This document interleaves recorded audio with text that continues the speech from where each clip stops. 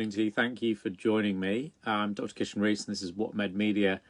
I wanted to do this video this morning, but I didn't quite get a chance to do it. And also I wanted to do a video yesterday and didn't quite get a chance to do it. Before I do and talk about some of the things that I'd like to talk about from a COVID-19 and a coronavirus point of view, I think it's really important that we talk about this, the Royal British Legion. In the sense that you'll see in the link, I think his name is Sir Nick Carter, who's the Chief of Staff for Defence, was on Ridge this morning on Sunday. And he's done a very powerful interview about why remembrance matters. And also when we're moving into an information age from an industrial age, what kind of capabilities do we need, right? And the reason that I want to give a real shout out to the Royal British Legion is because, as I'm sure you're aware, street collections haven't really been a thing this year, right? So they sent this lovely box. I mean, it was 30 quid. I'd pay gladly.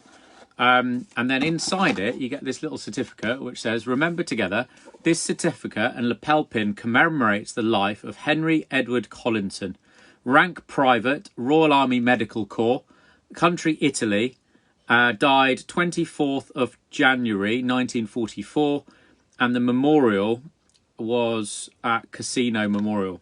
All right, and then you go inside, and then how nicely made is this? Yes, it's more expensive than a normal poppy, but they do some great work and we need to be supporting them. And then there's that. So tomorrow I'll be filming and I'll be proud to wear that, and that's why I wanted to just get this out, this video today, obviously, and do that first. So we've got 31 people watching. Thank you so much for joining me. I'm Dr. Kishan Rees and this is What Med Media, where we're doing chats, basically. So I'd love to know how you guys are, how it is where you are, where in the country you are. And also, we'll see if I can answer some of your questions, right? So we're doing these for about half an hour at a time. So I should probably start a timer. And I don't have any real agenda in terms of no outline. Nothing's sketched out, nothing planned, right? But what I do have with me is a copy of today's Mail on Sunday. And I don't know if you've seen the front page of today's Mail on Sunday. If anybody who's watching, if you could put some stuff in the comments, tell me whether you've seen it, whether you've not seen it, because we're going to talk about it, right? And this is, well, I say we're going to talk about it. I'd rather answer your questions about COVID-19, whether people are worried, whether they're concerned, because that's what we're going to be doing. We're going to be doing these blue light lockdown chats. Obviously, it's not a blue light at the moment for reasons that I hope you'll understand in terms of the video. But the front page of today's Mail on Sunday, PM's astonishing bid to nail leaker who bounced him into lockdown. Minister's mobiles searched in chatty rat hunt. Boris Johnson sent security experts to the homes of cabinet ministers to examine their personal mobile phones. So claims Glenn Owen, the political editor at the Mail on Sunday. Senior figures, including Matt Hancock, Michael Gove, were told to surrender their mobiles as Number 10 hunted for the mole whose secret briefings forced the Prime Minister to make an early announcement of the new lockdown. I mean, I think there is a certain amount of irony in that, given the amount of press briefings that happened to various news outlets at the beginning of the coronavirus crisis, right? But anyway, in a bid to unmask the chatty rat, in inverted commas, as government sources have dubbed the leaker, a number of top advisors were also quizzed. Chancellor Rishi Sunak was not interviewed to, was interviewed to, but was not asked to hand over his phone. According to allies, the investigators had no reasonable grounds to suspect his involvement, given that he is a leading anti-lockdown hawk in the cabinet. I could keep on reading that. I think you get the idea of it. So please check out today's Mail on Sunday. Fascinating read. Highly recommend it. But the point of the video, and you'll have to excuse me, because I've been sorting out my office. The point of today's video is to talk about the importance of transparency, right? The importance of transparency, because otherwise we lose, or I say we, the public, will lose, what's the word? Oh, thanks. Marion, is it? Marin? No, how do I say your name? Thank you very much for joining. Please like and share and comment and tag your friends. I'm Kishan. I'm a doctor. I've been doing this for years. At the moment, this page has gone to how many people? 1.8 million over the last 28 days. And I'm well aware that people are struggling. Members of the public are struggling because of the world that we live in, which is fair enough, but also and I understand in terms of why people are struggling, because it's difficult, but also there's something that I can do to help, right? In terms of there's a lack of clarity around, Irene. Nice, thank you. There's a lack of clarity around scientific communication. And the key thing, the absolutely key thing that we've got to remember and we've got to do is if we're going to have... I want to talk about that actually as well. I'll do that for tomorrow. There's a good article that was it was about the truth. This is the surprising truth about what happens when you stop exercising. So I'll do that in tomorrow's Blue Light chat. Today, we are going to talk about the importance of, here we go. Oh no, I've lost it. Hold on. So it was on Sky News. There was a great article, and I can get to it. Totally agree with transparency. Same issue in Ireland. Lack of data driving decision making. I mean, yeah. Did you guys see Theresa May? She stood up. She understood how Boris was in a difficult situation, and Boris got up. So a past Conservative Prime Minister is on Commons actually saying something that 95, maybe 98% of which I actually agree with and I think is quite sensible. And Theresa May made the absolutely astonishing charge. She made the absolutely astonishing claims in terms of cherry-picking data, all sorts of things, right? Which is not helpful for members of the public going through a very difficult time. And so just while I find what I wanted to find, which was the thing about the importance of transparency, it's by Ed Conway at Sky, who I believe is their economics editor. And this started off because he's written his biggest ever thread on Twitter about this, right? So the first thing that I'd say is if you don't use Twitter, you're missing out on the conversation. Hello, Maggie, you're right. If you're not on Twitter, you're missing out on the conversation, right? So I would suggest strongly that you do. But then I go down this Twitter thread, and I can put this in the link afterwards, where he basically dissects and goes through all the graphs, step-by-step approach, talking through it, which is really important. But then at the end, the final thing, he goes, hold on, keep going, there's more tweets. The final tweet of all this said that he's also written about this for the Times, and he's also written about it for Sky.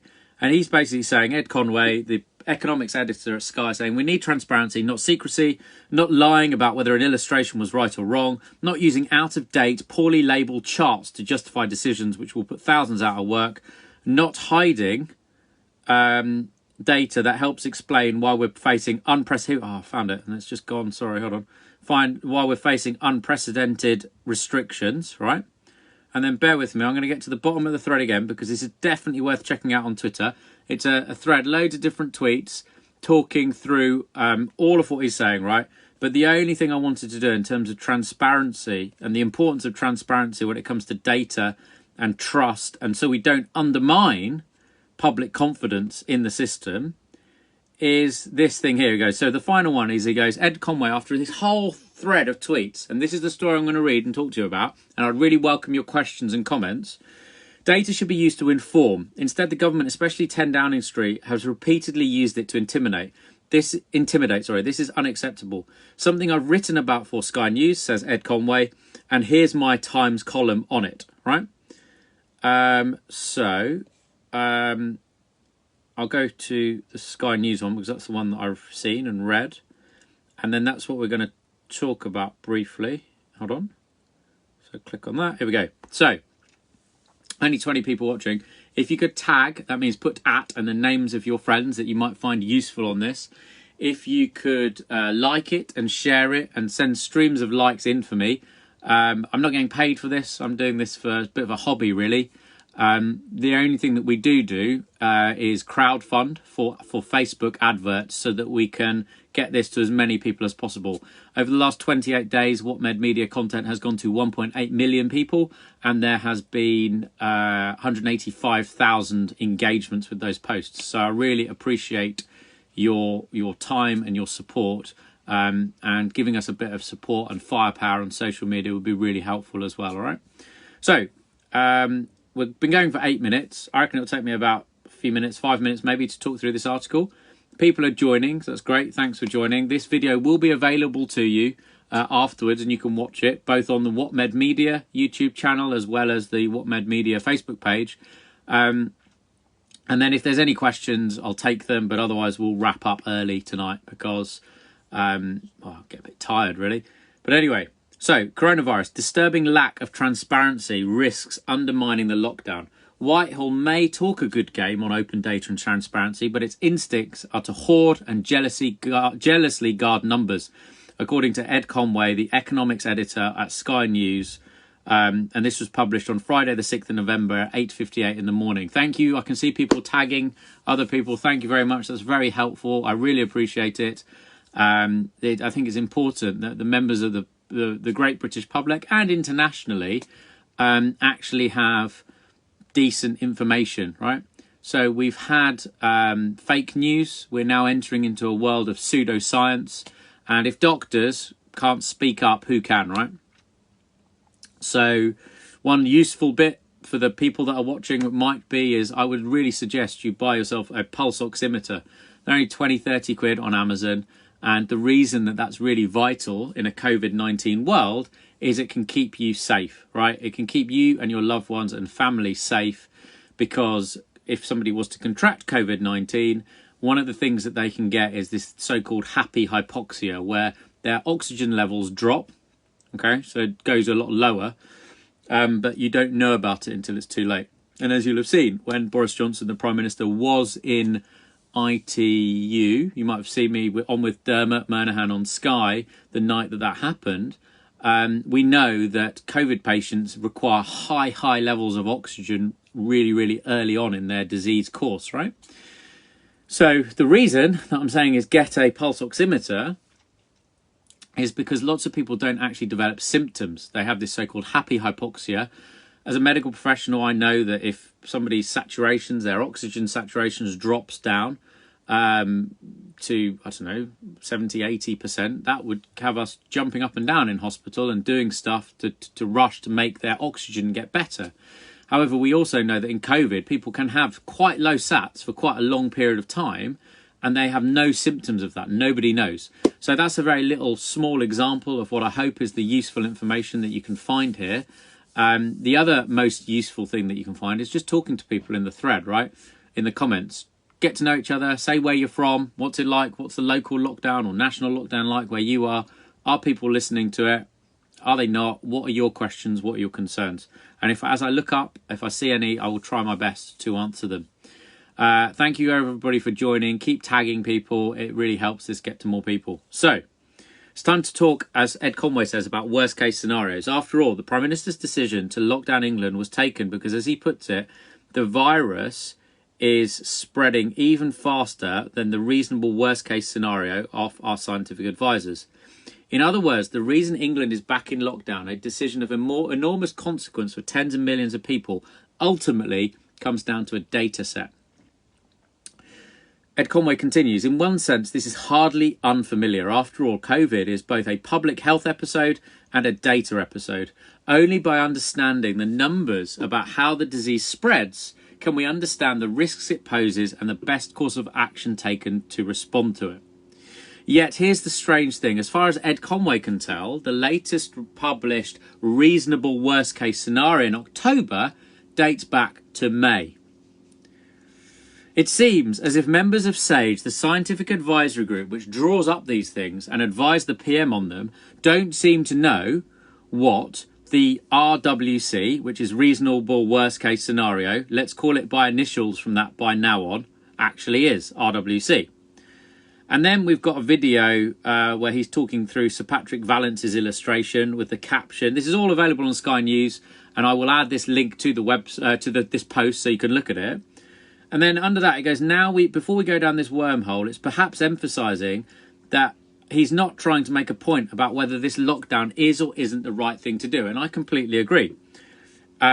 Because there's arguments both ways, both sides, right? This is an imperfect world. We don't know much about COVID-19. We're learning more and more about it every day. And like I said right at the beginning of this, I would not want to be Boris Johnson in that scenario, because he is between a rock and a hard place in terms of managing and balancing the economy and also risk. What Med Media? Feb to November, TTIS is still dysfunctional. Track, trace, isolate. Is that somebody in What Med Media who said that? I don't know who said that, but if you could just say what the acronym is, I don't know what it means. Interesting. The video with Sir Nick Carter, I think his name is, was talking about how the testing, in his view, was good. That's what he was saying on Rich this morning. It was the testing was good. The contact tracing was less so. I don't know. I haven't been tested. I haven't been contacted by a contact tracer. So you tell me, what are your experiences of NHS test and trace and isolate? Mention it in the comments, because that's useful to know. But anyway, what Ed Conway is suggesting is that when decisions of this magnitude are made and taken, it is somewhat perverse to predicate them on a piece of analysis which has never been shared with people. Okay? Oh, thank you. There we go. Test, trace, isolate, support. Brilliant. Yes, there are strong arguments for keeping scary pieces of risk management scenarios private if there is a chance they will foment panic or unrest. But surely that argument is flipped on its head the moment the scenario itself becomes the justification for policy action, as Theresa May was saying in the Commons when the Prime Minister, Boris Johnson, got up and left when she was speaking. In the world of economics, for instance, the Bank of England would sunder... that's a cool word, never heard of that before, would sunder its credibility overnight were it to decide to print hundreds of millions of pounds, as it did this week, and then say it was on the basis of analysis which couldn't be shared with the public. After all, the best way to ensure the public will go along with the lockdown is to ensure they understand it, why it's being done, on what basis, and can grasp for themselves what changes in data might prefigure a change of course. Ed Conway continues, whilst there are sometimes arguments for suppressing scary data, in inverted commas, they are often outweighed by the argument for transparency. If that is your goal, is to try to maximise compliance and trust. As a healthcare professional, I could not agree more with Ed Conway's analysis, and that is why I'm sharing it with you. Unfortunately, this government seems to be doing something else, Ed Conway says, by suppressing the scary data, then occasionally giving the public a glimpse of it without providing full access before declaring the data is the very basis for the policy moves it has taken. Data in this case is being used not to inform but to intimidate. Which brings us back to that reasonable worst case scenario. There is a chance when you hear those words and try to conjure up a scary chart, your mind might turn to the one presented by Sir Patrick Vallance, the Chief Scientific Advisor, back in September. And then Ed Conway goes on to say, you remember the one, it showed how left uncontrolled COVID-19 daily cases would double every 7 days, rising to 50k a day by mid-October.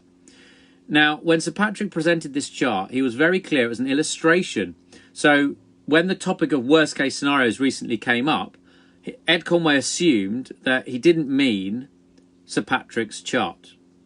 But then last week, Ed Conway saw Sir Jeremy Farrar, a senior SAGE member and director of the Wellcome Trust, say on Twitter, quote, 21st September, CSA and CMO advised that the UK could face 50,000 COVID deaths by mid-October and 200 deaths a day by mid-November.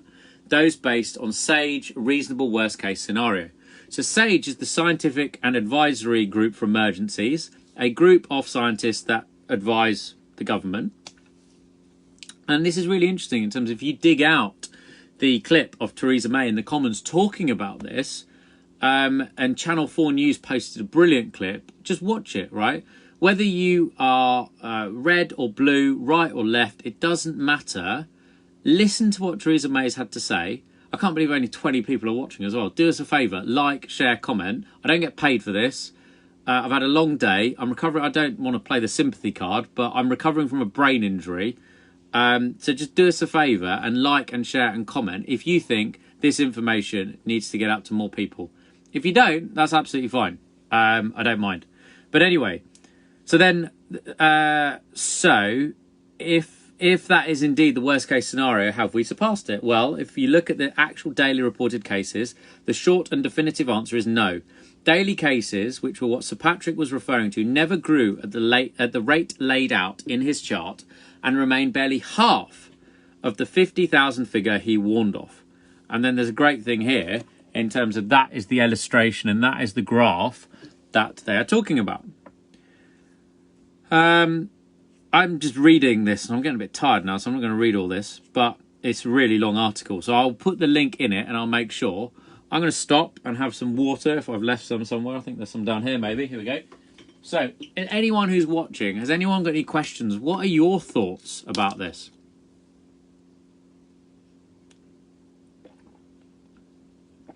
Thanks, Maureen. Did I say that right? Thank you. That's very kind. Hello, Tony. How you doing? Because we've got, I think, about 15 minutes, maybe? No, we've got 10 minutes. 10 or 11 minutes. So have you got any questions? Have you got any comments? Put something in the thing. If I don't get anything in the next couple of minutes, I'm going to call it a day and call this sort of shut this episode down sooner. Hello, Claire. How you doing?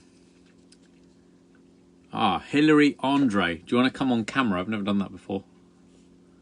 Nobody said would.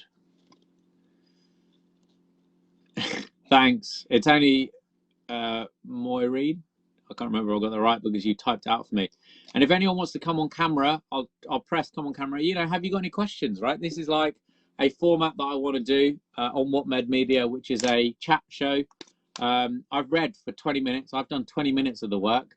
So I need questions from you. Let's see if Sue Griffiths wants to come on camera. There's already a guest in this podcast. We're trying to add somebody and they're not coming.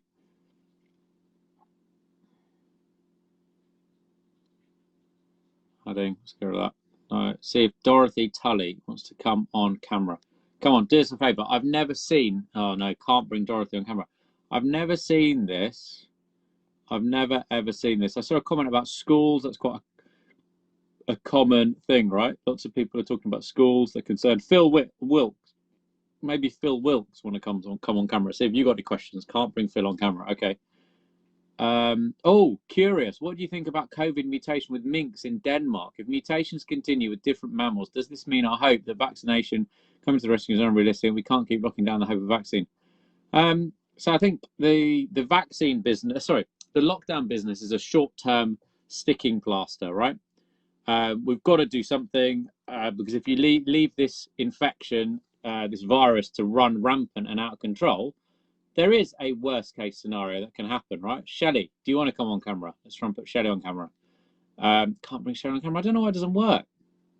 But anyway, so the mink thing is interesting. And I think it's just about the fact that also we're not potentially testing animals, right? So can't bring any of you on camera. That's a bit gutting. Sorry about that.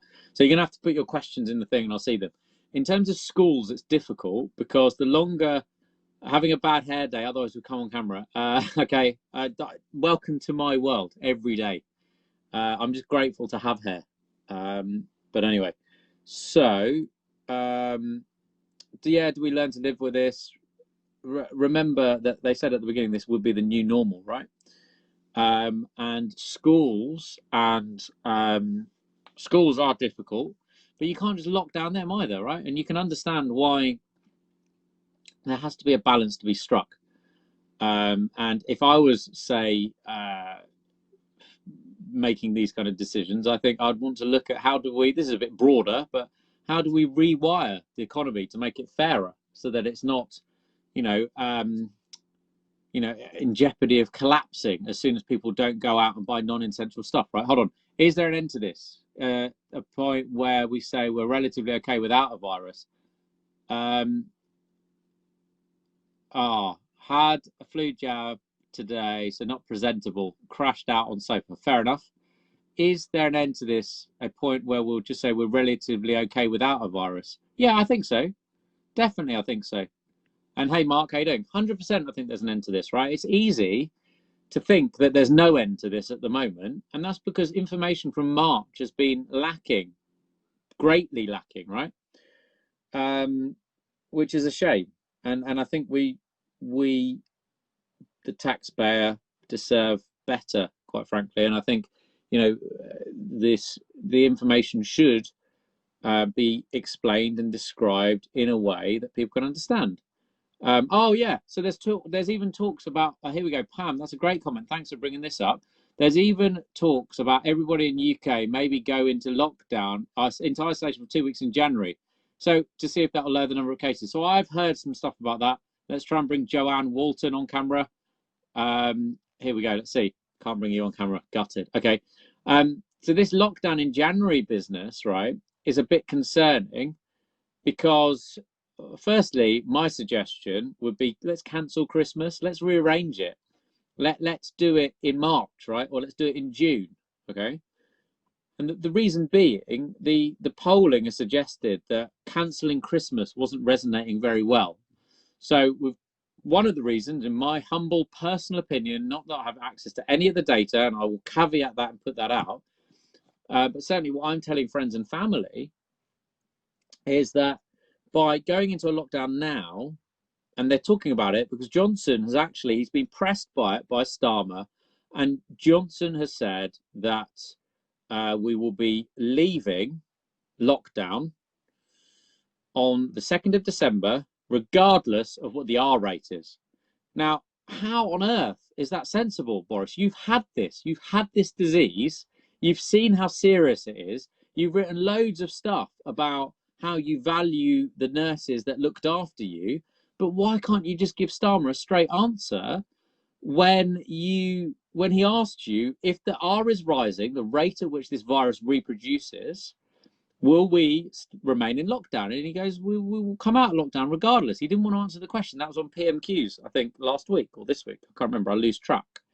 So the reason that we're probably going to have a lockdown in January, a lockdown in January is because of this easing of lockdown before Christmas. So we're going to get a third wave after everybody, if and when Boris and co let people have Christmas in people's houses. What's going to happen is that that's quite a funny comment. Nikki Christina, Boris wants to ride in on the Coca-Cola bus waving his Union Jack flag to save Christmas. All I would say to that is other types of fizzy drink are available. It could be a Pepsi Max truck, or it could just be a still mineral water truck, which is probably the best from a health perspective, right? We know Boris has got a bit of an interesting predilection towards buses, whether it be the Brexit bus, the NHS bus, or that weird LBC interview where he was talking about painting buses and he liked people being happy in the windows inside, right? So yes, January lockdowns are quite possible, looking at the science and the data, in the sense that if they actually say have Christmas, we're now, because the other thing is the economy, right, as well. So the 2nd of December, they're going to let people, they'll be pent up for 4 weeks. And I'm getting into this now. See, I'm much better when you guys interact and let me know like what you think and what you're saying. But if after 4 weeks of lockdown up until the 2nd of December, then they let people out to save the economy and spend for Christmas, so that they can then let people go into people's houses for Christmas. That is absolute nonsense. And I certainly, as a medical professional, could not be condoning or it's certainly not from me, Julian, in terms of singing coronavirus. I can't see what you said to Nikki, but I can't. I'm afraid I can't sing. Tone deaf and 2 left feet as well. But anyway, so as a doctor who understands this, as a medical professional, I cannot condone. It's Diwali, right? Okay, it's not just Christmas. Forget about it. This is me doing the typical thing, right? It's all. Somebody help me out with the word. Can't find it. This is the brain injury problem. I have got actually a temporal lobe bleed. Two actually, because I came off my bike. When did I come off my bike? weeks ago tomorrow. He did before the election time. I don't know who put that comment. James McHugh, do you want to come on camera? Do you want to come on camera? Go on. Adding, maybe. Come on camera. Say hello. Please do not swear, as Davina McCall would say, right? Yes, exactly. The Muslim community had to sacrifice Eid. The Hindu community, Diwali is on the 14th. We're sacrificing Diwali, right?